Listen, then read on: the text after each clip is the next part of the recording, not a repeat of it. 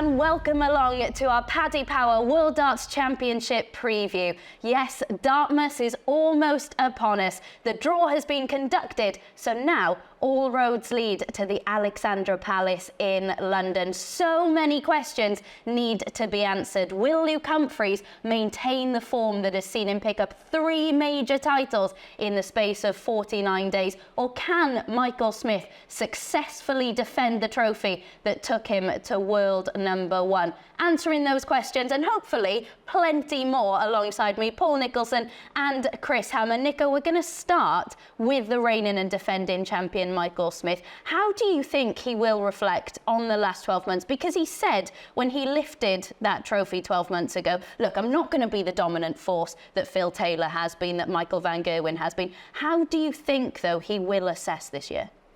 I think he will look at this year with a bit of trepidation, because if you think about how much work he put in just to get that first lifting of the Sid Waddell trophy, that's exactly what you've got to do to try and get it again. Now, he's admitted, like you said, Abby, that maybe he's not going to be a dominant force like MVG or Phil Taylor, but you've got to understand what kind of player do you want to be moving forward? How many world titles is your target?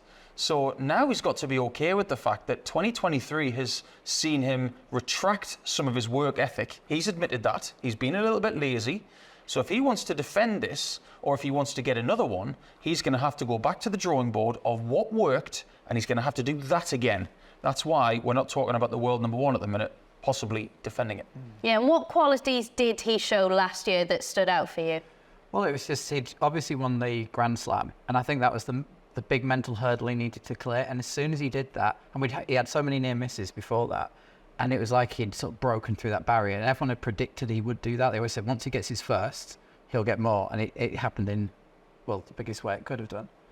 And nobody this year has broken down those mental barriers as much as Luke Humphries. He really has been such a force to be reckoned with. I'm going to put you on the spot early doors. Who's winning it this year? Michael van Gerwen for me.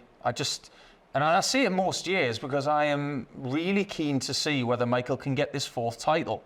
You think back to Eric Bristow, he won his last World Championship in 1986. The fact that he didn't win another one after that is ludicrous. Then you look at Phil Taylor, he didn't win one in the last 4-5 years of his career.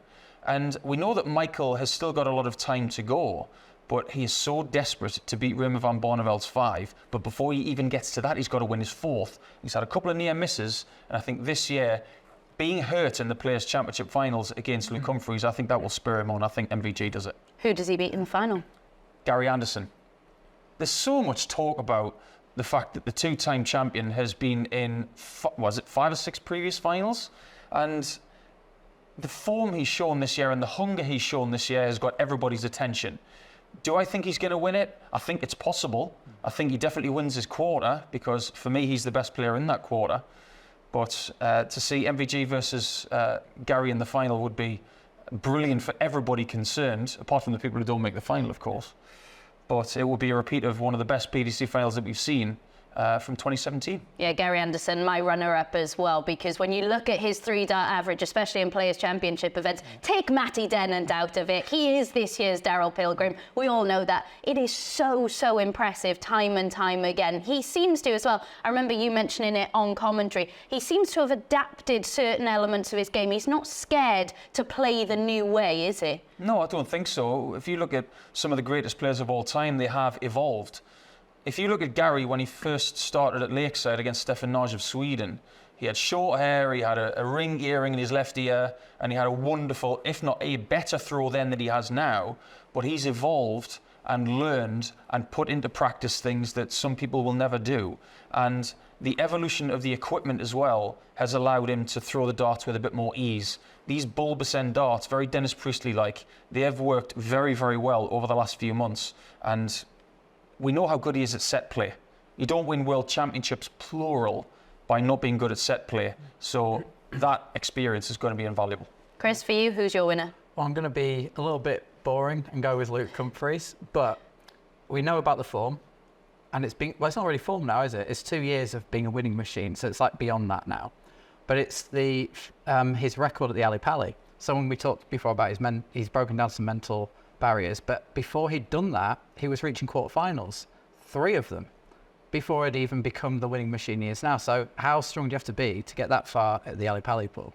Well, you've got to be very good to get multiple quarterfinals. I made one when I was playing with freedom and I didn't have a great deal of rankings pressure at all.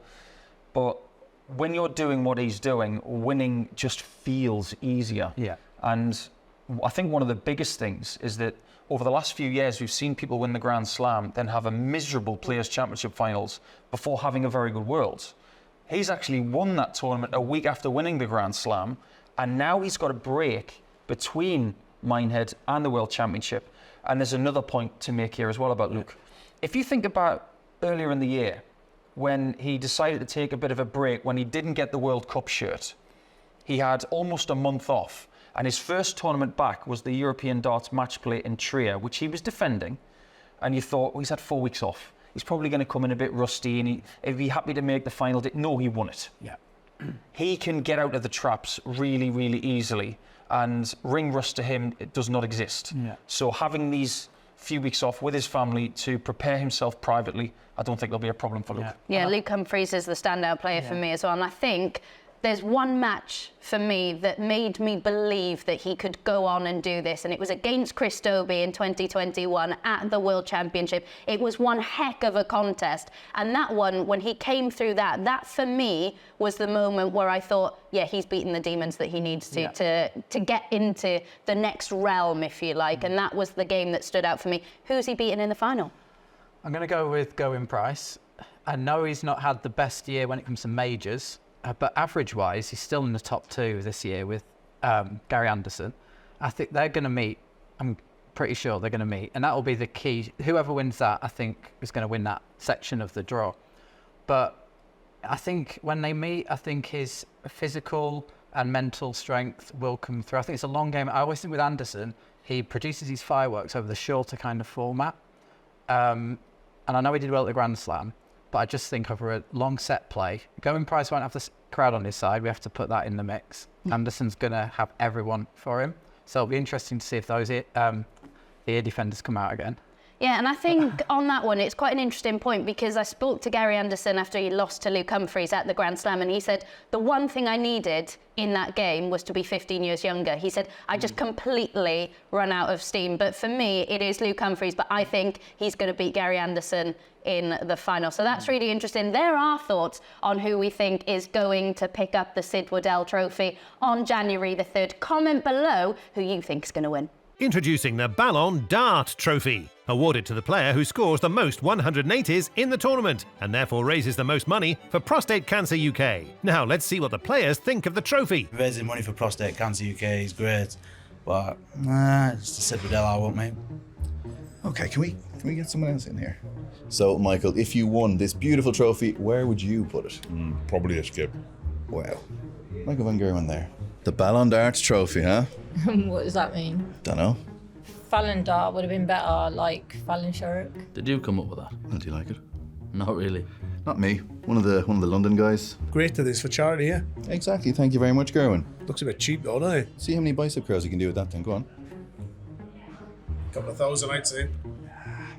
Doesn't make any sense though. It's a play on Ballon d'Or, you know, Ballon d'Art. But Ballon d'Or means golden ball in French. Ballon d'Art means art balloon. All right, Duolingo. You could have called it a cheeky checkout awards. You know, bum cheeks and all that. You know, I got it. It's all a blood test now anyway. It's nothing to do with it. None of Finger up. No, you can go. Interview's over. Don't forget, Paddy Power are donating £1,000 to Prostate Cancer UK for every 180 that's hit during the World Darts Championships. Yeah, and the next bit, come on. I, for one, can't wait to get my hands on the Ballon d'Art trophy for most 180s.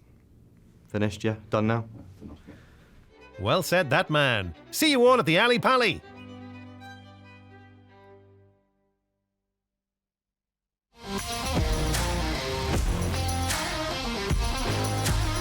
So now we're going to take a little look at each section of the draw in a bit more detail, with each of us building an accumulator of the players we think are going to come through. We're going to start with the first quarter. As you can see, the reigning and defending champion Michael Smith is in there. But who, Paul Nicholson, is going to prevent him from getting out of this quarter? I like the look of Chris Dobey for this quarter. I think he's had exposure to big style matches at Alexandra Palace and more so with the Premier League in the recent past. So I get the feeling that this could be his time to make his way to January 2nd, which will be semi-finals night. But there are going to be plenty of people to stop him, namely Ross Smith. Obviously, Michael Smith is going to grab headlines as defending champion, but with his form compared to Smith and Dobie and some other people in the bottom half of that quarter, we just look at other parties as more likely. And for me, it's Chris Dobie against Ross Smith. The winner of that game for me wins the quarter, but I'm going to go for Dobie. Yeah, we've got Johnny Clayton in this section as well, but Owen Bates is lurking there, isn't he? And having just secured his tour card in fantastic fashion, getting the better of Mike Warburton from 4-1 down, he could cause a few problems potentially. For Johnny Clayton? Well, yeah, I think he probably could. And I don't know how much further he can go beyond that, but that would be an amazing World Championship for him. And I think he's got a new nickname, hasn't he? We're not sure about that yet. Moving on from that. Who have you gone for to make it out of this quarter? I've gone for a Smith, but it's not Michael Smith, it's Ross Smith. He's been in incredible form the last couple of months. He's been averaging about 100 for 2 months now, so he's hitting form at the right time. We didn't see him at the Grand Slam, so he's a bit under the radar, but that's down to him not doing something earlier in the year, isn't it? Yeah. So it's not like that doesn't represent his form. But at the Players' Championship, second round exit doesn't look good, but he averaged 104 against MVG, who averaged 118. So he couldn't do anything that day, but it shows he was playing well. His performance level's high. He's going to hit a lot of 180s, and I think he'll play Chris Dobie, win, and then go on to reach the semi-finals. I just think Ross Smith is going to have another one of those games against Dobie potentially where he puts in the 100 average and doesn't come through it. He's the player this year who has been at that spectacular average level, but has maybe not won as many games as he would like. And I think there might be one more for him. It's the kind of game I want to watch. I want Ross Smith versus Dobie in that game. It'll be great to watch in that section. And we haven't even talked about Rob Cross in that section yet. Yeah, I was going to say, for me, it was a bit of a toss-up, and no, I'm not saying that in reference to Owen Bates, but it was a bit of a toss-up who came through with Chris Dobie, because he is having such a phenomenal year, especially on TV, and Rob Cross. For me, Rob Cross just about edges it, because I think he is on the cusp of doing something really, really special again. He said it himself, he thinks he is playing better now than he has at any point since his debut year in PDC darts. And if you have a look at the amount of games he's won in 2023. You take the players who played in the Premier League out of the equation, and only Luke Humphries and Damon Heta have won more matches than him. So I really do feel we are seeing something special from him. He's got that rhythm back with his throw, the special Rob Cross rhythm, if you like. So yeah, he's my player to come through this section. Right, so now into the second section of the draw, and this really is a brutal one, isn't it? We've got 4 former world champions and a James Wade in there. Who on earth comes through? I've gone for Gary Anderson based on form from this year, and when you look into his eyes recently, he's got drive, and when he's driven for something, he will do special things. Has he won the amount of tournaments that he wants to win this year? Has he won the amount of money that he wants to win this year? I don't think so, but when you look at the checks that are available at this championship, that motivates Gary. He's money hungry, and there's nothing wrong with that whatsoever. But he's going to have to go through Gerwyn Price in his section. I don't think we can forget about the world youth champion Luke Littler, because I fancy him for round 3 in this section of the draw, and that could well be a game against James Wade, which could be a clash of generations. But we haven't even mentioned the likes of Raymond van Barneveld and Peter Wright in this section yet. It is stacked. And interestingly, had we been having this conversation in the first half of the year, one of the names that we would have been picking would have been Dirk van Dijvenbode. With his shoulder blade injury, how concerned are you for his career? Well, I'm definitely concerned about this tournament. He's probably not going to get even to face Gary Anderson. It's a real shame, because he was, we were talking about him becoming a major winner earlier this year. And how many titles did he win in the end at the start of the year? 3. 3, yeah. And it's such a shame, because he's one of my favourite players to watch, especially that match with Ross Smith last year. All those 180s, really pumps the crowd up. And if it doesn't get better, then that is a real big concern. But we said the same about Nathan Aspinall. We thought his career could be in real jeopardy, but then he ended up winning a world match play. So you never know, do you? Yeah, and of course he had match starts to win 2 Euro Tour titles this year as well, but now perhaps seems further away from winning a major than ever. But when you look at, you mentioned Luke Littler could take on Andrew Gilding. Have you seen enough from Luke Littler to suggest that he's got it in him when he comes up against those slower players, that he's going to have what it takes? Yeah, I don't think patience is a problem for that young man. With some young people these days, they struggle with their attention spans, and maybe playing more deliberate players, they will struggle against people like that. But Luke's not like that. He's the anomaly to what we expect from a 16 or 17-year-old boy. He is someone who plays more like a 32-year-old. He's got that experience at that young age. And if I were Andrew Gilding and Christian Kist in that section, who we know that Christian's not 100%, he's got some problems with arthritis at the minute, so that looks like a pretty nailed-on victory for Luke. But if I were Gilding, I'd be having nightmares at the minute. Despite the age gap, I think Gilding would look like the little rabbit in headlights against Littler. Do you know, just the body language and everything? I think like a good match to watch. And don't underestimate just how popular Littler's going to be with the audience. You've seen with the likes of Sherrick and other young players, crowds have really got behind players like this, and Littler is going to be popular. Absolutely. Who comes through this section for you? I'm going to go for Gerwyn Price. To me, it all boils down to Price v Anderson, who comes through this. No disrespect to Peter Wright or James Wade. I just don't think they have the fight of power when it gets down to those long formats. And then it's a staying power contest between Price and Anderson. They're both producing similar level of averages all year. But I just think he's mentally stronger, Price, when it comes to, and the darts fitness to get through the longer matches, I think, than Anderson. I think Anderson produced a lot of fireworks over the shorter format. I just worry his age and everything. Can he keep it up in set play anymore? I don't know. Don't want to write him off. It'll be a close match. The crowd's all going to be for Anderson. That's a big tick in Anderson's. I mean, that's going to be raucous crowd, isn't it? Yeah. Everyone pulling for one player there. Feel sorry for Price a bit, but yeah. Well, let's face it, we just want that game. Absolutely. There are certain games in this draw that we want, and we want Anderson Price at Ali Pali to see what the crowd is like, how he handles it, and how Gary plays in that game. It will be a spectacle. I think that's why I wouldn't back either of them to win it, because it's 50-50 that match. So that's why I'd have gone for Humphries at the start of this show, because that I just can't really call it. So Price is my overall runner-up, but I wouldn't really want to lump on either of those to win the whole thing. So next up, we are going to be taking a little look at the section of the draw that has the joint tournament favourite, Michael van Gerwen. Of course, a 3-time winner at the Alexandra Palace already. Does he make it through this section of the draw for you? I think he does. I like the way he's playing this year. At times, he was amazing in Poland at the first event in Poland this year. I think he's had some personal struggles, but I think the way he progresses after disappointment, I think that's his biggest attribute going into this World Championship. He will be devastated that he didn't win the Players' Championship finals for an 8th time. Can't believe I just said that, by the way.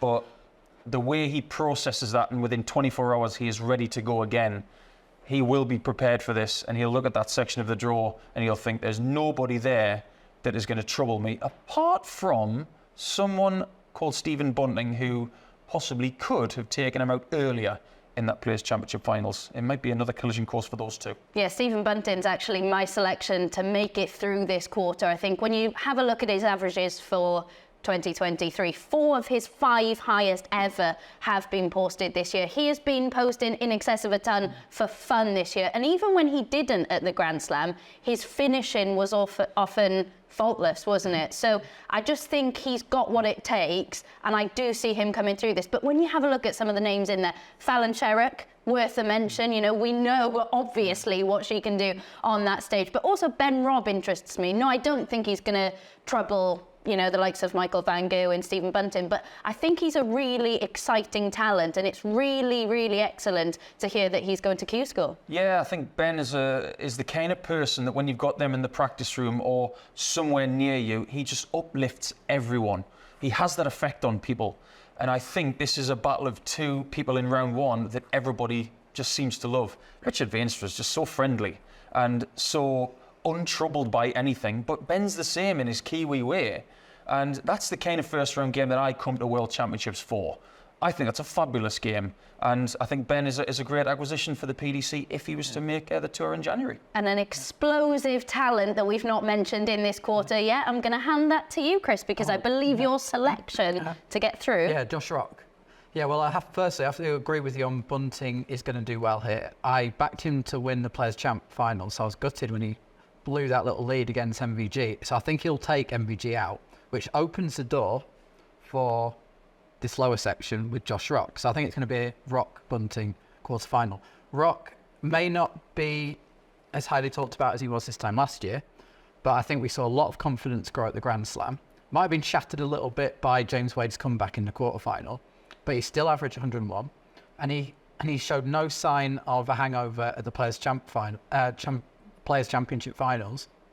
Another early exit, but he averaged 114 in that game. So I think there's nothing wrong with, a lot of people miss match darts. It's not as if he's going to not recover from that. So I just think he's really building his confidence. He's going to go there bullish, confident. He'll play Bunting and win that quarterfinal. I'll tell you one reason why I am not going for Josh Rock in that section, because I think things might get sticky against Luke Woodhouse.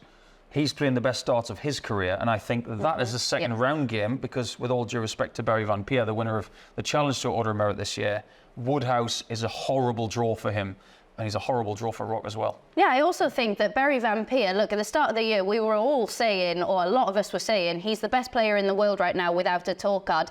He has dropped off that level. There's no denying that. And Luke Woodhouse, as you mentioned, it's really interesting. He was at this tournament, at the World Championship 2-3 years ago. I spoke to him and he was saying, I just feel like I've got imposter syndrome. I don't feel like I belong here. This isn't, I feel like I'm going up on that stage and I need to apologise because fans are having to watch me going, who is this guy? He's not Michael van Gerwen. But now you see it. He does belong on that stage and he believes that now. And I think that makes such a huge difference with him. Josh Rock, it's ridiculous to think going into the Grand Slam, hadn't won a game on TV in 2023. Getting that first victory transforms his year. So I do think he will play well on that Ali Pali stage. And on to our final section then, and lurking in this quarter is the man in red-hot form, Luke Humphries. But I imagine Dave Chisnell and Nathan Aspinall will have a thing or two to say about whether he gets through. Yeah, fair to say. When you look at what Chisnell has done this year and what can only be described as a career-defining year, he still hasn't got that big major title. We all know that. But if there is somebody who has stopped Humphries this year, it has been Dave Chisnell in European games. So can he do it again on the biggest stage? We know he's done it to MVG a few seasons ago with a career-defining performance. But I look at the way that some of these players are playing right now, and Humphries is playing better than anybody. So why doesn't he win this quarter of the draw? For me, in his top half of this quarter, there's only one person who I feel could trouble him, and that's Ryan Searle. But look at things the other way around. How good would Ryan Searle's season be had it not been for Humphries? Because it's been Humphries who's been stopping him, and I don't see that happening at this stage. I think Humphries will win this section, but there will be very good games along the way. You mentioned earlier wanting to see Anderson against Price, but for me, another match that always stands out is Luke Humphries against Ryan Searle, because you look at the averages they produce when they play each other, and it just clicks. It just works as a contest, doesn't it? Because they always seem to produce the best against each other. They get on well, don't they? Yeah. Do you think good relationships between players produce great matches? I think there's a lot of different ingredients that make great matches. The Grand Slam match that they had, you had a long enough format, you had a great referee who allowed flow in that game, you had great production staff that made it brilliant for the viewer. But as far as the players are concerned, that is real chemistry between those two, and we just want to see them play every single day. And I think we will see them play again later in the tournament. But it can work either way, can't it? Because last year, I remember we were on comms for Scott Williams against Rob Cross, and it just didn't work that way at all for Scott. He just didn't know what to do because he didn't want to celebrate as he normally does, and he really struggled to adapt to that, I think. So it can work either way. Who's your selection to come through this? Well, it has to be Luke Humphries. I think he's as close to an unstoppable force as you can have in darts. I know it's a crazy sport and any upsets can happen, but I feel like I'm disrespecting Chisnell. I've backed him a few times this year, but every time he shows a lot of form on the floor, a European tour, he comes into the majors, he's just not that player. And it's worrying, really, for a big Chizzy fan like me and millions of other people. But if they do meet, it's just Humphries all the way. I just can't see him not getting out of this. I am also so Chizzy that my head is spinning, so I'm totally with you on that one. But it really is. But, you know, he said himself as well, some of his draws this year have been absolutely stinking. Do you think he'll be quite pleased with Cameron Menzies or Rusty Jake? Because Rusty Jake was amazing, wasn't he, in coming through? But maybe we are still waiting for one of the RJR brothers to do something really significant. Yeah, I think we look at Robbie John Rodriguez from last year's match play, and that was great for him, but obviously his form has stopped. Rusty Jake has got it in spells, brilliant in coming through the last chance qualifier, but we can't ignore the fact that that was one day. What has he done the rest of the year? Very little. He knows that. So Chisnall will be the favourite in that section, and he won't be perturbed by Cameron Menzies at all. Cameron was, for a lot of us, he was the dream opponent of Fallon Sherrick because they live together. That hasn't happened, so maybe next year, fingers crossed. But Chisnall can hit out 180 anybody if he turns up as prime Dave Chisnall does every now and again. It's happened more this year than before, but whether he does it at December's showcase is a different matter. And amazing that one name we've not mentioned, someone who chose not to go to the Grand Slam qualifiers, which raised quite a few eyebrows actually, in Joe Cullen. He could potentially take on Jules Van Dongen, who's been in fantastic form, his best form ever this year. Do you see him causing some problems for Cullen? Yeah, I do, because if you think about the king of brinksmanship, which is Danny Baggish, what could he do as an American trying to save his privileges on tour and things like that? Now we have another American in that seat in Jules Van Dongen, who's playing the best darts of his career against possibly someone like Joe Cullen, who at the minute is just a little bit low on confidence, and he needs to fuel any sort of confidence he's got left to find his way to the later stages of this tournament. It's going to be a really tough December for Joe in preparation for this, but Van Dongen will be ready. Yeah, really intriguing quarter. We are all cool hand Luke Humphries over here though, aren't we? Right, so as you can see on your screen right now, all of the quarter Accas have been priced up by the tournament sponsors, Paddy Power. You can, of course, back all of the selections that we have picked throughout this show as well. But now we're going to move on to 9 darters. We saw the best ever in the final of last year's World Championship. Are we going to see any this year, Paul Nicholson? I don't think we are. I think it's easy to say that we are going to get more legs like that, or maybe a year where we get a stack of 9 darters, but I think we might get some near misses this year. I think there may be multiple misses at double 18 or double 12, and we might just have to starve ourselves for a year for the first time in 3 or 4 seasons. It's odds on that there is one. Everyone seems to think it's dead easy, but like you say, there hasn't been many on TV this year, really. Only 3, and in the last 3 months. 2 of them, Michael van Gerwen against Luke Humphries. So Ryan Searle's the only person to get 1 big stage 9 dart this year. I don't think we're going to get one. But I'm going to go for 2, just because I think we'll get one early, and then I think I'm bound to get another one. But remember last year, we had to wait to the end, so that was nearly nothing. So it's not, I'm not saying you're wrong, but I'm going to go for 2. What are you going? Bunting and MVG for me. I'm even giving you names. I'm giving you names. I just think it would be such an MVG thing to do after what happened in that final last year for him to come back this time around and hit one himself. So, yeah, they're my 2 names. Brilliant. Right, before we crack on, it is very important that I remind you to head to www.sportinlife.com/darts before and during this year's World Championship, where we'll have daily tips, previews and interviews. We also have a special betting guide that has statistical profiles. I use it throughout the World Championship. It is very, very helpful indeed. I also want to urge you to head to the YouTube page where we have many special features. One of them that has just launched, it also includes you, I believe, Paul Nicholson. Yeah, I think it might do. Yeah, so make sure after you've watched this, you check that out. Now we are going to move on and we are going to pick our tips for this tournament. I believe you have a very tasty Acca for us. Yeah, I've had a look at round 1, and I think this is something that if you are looking to have a responsible bet on, picking a few games where you think you know the winner, this is where you can get some decent value.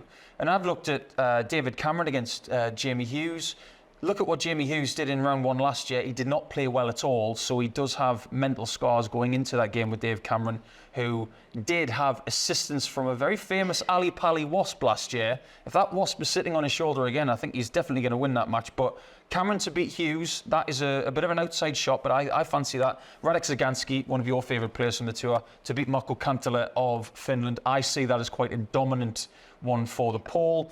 Luke Littler to beat Christian Kist for a couple of reasons. Christian's not 100%, and Luke Littler is very close to 100% when it comes to his abilities.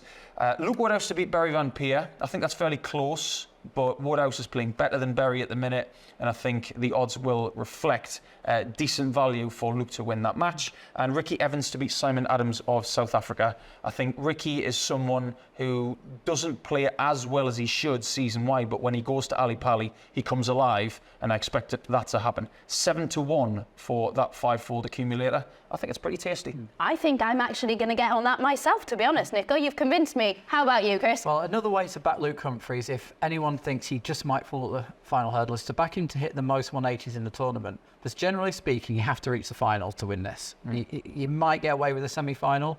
Ross Smith could win it if he gets to the semis. But if you get to the final, you've obviously got every chance. And Humphries' firepower, his 180 hitting is right up there, you know, with Price and Anderson. You've got Dirk up there higher, but he's not going to get anywhere near the final. Ross Smith could get to the semis. He's 33-1 if anyone wants a little outsider in that market, but I really think Humphries, that is another option of backing him. I've mentioned it briefly already, but mine is to go for Owen Bates to reach round 3. I know he'd have to take on Johnny Clayton, but I just feel the way that he's playing at the moment, the form that he has shown, and Johnny Clayton at the moment, there's a bit of a question mark. I am as big a Ferretet as there is. I absolutely love Johnny Clayton. I'm just not sure whether we're going to see that usual on-stage presence from him at the World Championship this year. And I think Owen Bates, what he did, I know I've mentioned it, but what he did against Mike Warburton really, really did show that he's got a set on him. Yeah. To be able to do that, it was spectacular. I'm so excited to see him on the tour next year. I think the number of youngsters coming through at the moment is so exciting for this game, and I think that could be, it's an outsider, but I do think that could be one to watch. That is the end of our preview for this year's Paddy Power World Darts Championship. Thank you very much to Nico and to Chris for all of your excellent insight throughout this. And I do need to just finish by reminding you to keep across sportinglife.com/darts throughout this year's tournament for more in-depth analysis and insight. To everyone who celebrates, we wish you a very happy Dartmas.